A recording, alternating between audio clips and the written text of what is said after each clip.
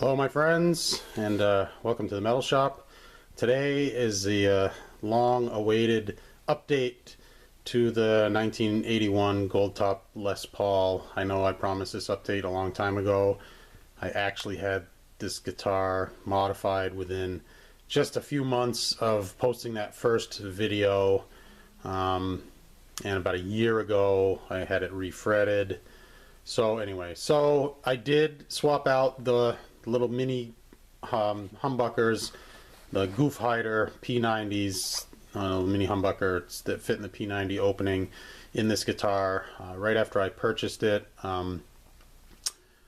I bought this set of DiMarzio's, late 70s, early 80s DiMarzio's. I've got these on eBay. You know, I think I paid about $150 for the set, and cream, aged cream. These are 30-year-old pickups, 35-year-old pickups.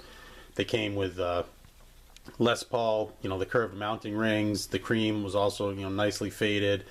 Like I said, that's a super distortion.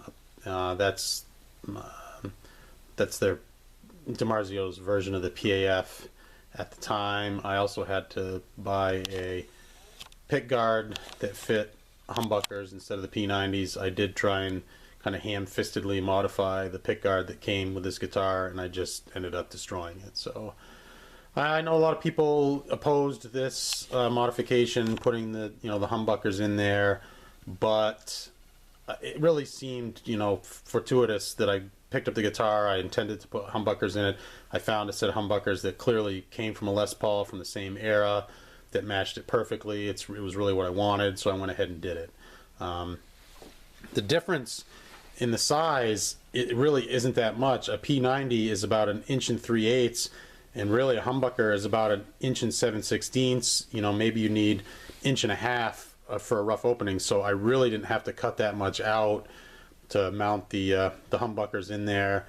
I actually used one of those vibrating, like a plunge cutting saw. Mine's made by Dremel. I found that to be much more precise than even than a router for this. I mean, you can really control the cut, and I cut wafer thin. Oh, they're only wafer thin. It's wafer thin. Have this mint. It's wafer thin.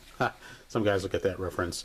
Anyway, wafer thin pieces of wood off from this side of the P90, and then this side. I don't know if you guys can see this or not. I'm gonna really try and get up in there close. This guitar has great cracking, great crazing of the paint, all natural. This is it's just fantastic. The wear on this guitar all come by naturally, no fake relicking. I did add the water slide decal, kind of cool.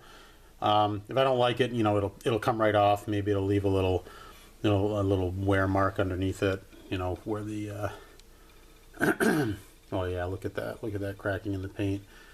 Where the sunlight, the natural light hits it, maybe it'll be a little bit darker underneath it. I doubt it. I mean, I don't subject my guitars to natural light. Again, I had this guitar refretted. Again, the frets don't go over the fret ends. I got a really good luthier who cut his teeth in New York City in the 80s. Does great work for me. He's not cheap, but he's not super expensive either. This Bigsby is on with a Vibramate. I don't know if you can see that.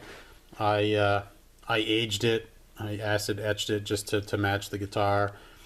You can see some rust in there, and I aged these nickel Schaller strap locks kind of to match. So I did a little bit of aging, but just to match. I got this strap, this really cool bull leather strap that's permanently affixed to this guitar. This is just a really cool guitar. It sounds good. It sounds as good as it ever did. I mean, this is just an 81 Les Paul, maple neck Goldtop Les Paul. They're not quite a dime a dozen, but they're easy enough to find. I mean, this one had a headstock break. I don't think I showed it in the video previously. I think I might have mentioned it. Nice wear on the back of the neck there. But it had a repaired headstock break. There's nothing spectacular about this guitar that should hurt anybody's feelings modifying it. I believe, yeah, those are change tuners. I don't know what it would have had originally. Those are shallers, and you know, you can see made in USA. There's a good shot of the logo, or sorry, yeah, the serial number there. You know, the back of the guitar. So yeah, so I did end up modifying it. I still have the mini humbuckers. I don't really want them or have any use for them. If anybody wants them, you know, hit me up in the comments. Subscribe. You can message me, whatever, if you'd like those. You can see the yellowing and the clear coat is flecking off the logo there a little bit. This is just a nice guitar, and believe it or not, that Bigsby is cool. You know, it stays in tune. You know, you can do your little, you know, your tremolo, your vibrato effects with it. But heck, I play Tears Are Falling by Kiss with this Bigsby, and it's got enough range to do, you know, how he tremolos the chords. Bruce Kulick did in that song. So cool. Anyway, here are the original pickups. Still got the original screws, the original wires. I marked them neck and bridge. It's hard to tell the difference. Again, you want these. I don't even have any idea what they're worth. I'd have to do some research. You know, hit me up, like I said, follow me, give me a message, or hit me up in the comments. So anyway, there is the update on this guitar, the 81 Les Paul Goldtop, and it's still every bit as a great guitar as it was when I started. Fantastic playing and sounding guitar. I hope you guys like the updates. Again, you can see the pickups. I mean, you can see the rings are a little wonky, but that's, you know, you guys in the know that the pickup rings from this era tended to do the stretch like that. So anyway, cool guitar. Hope you guys like it, still like it. And if you don't like it, you know, let me know. Hit me up in the comments, whatever. So as always, thank you for watching, and we'll see you soon, my friends.